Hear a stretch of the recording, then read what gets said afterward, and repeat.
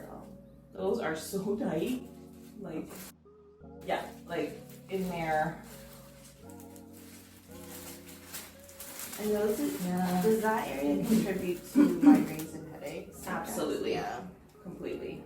Because I had one this week, a migraine. Okay.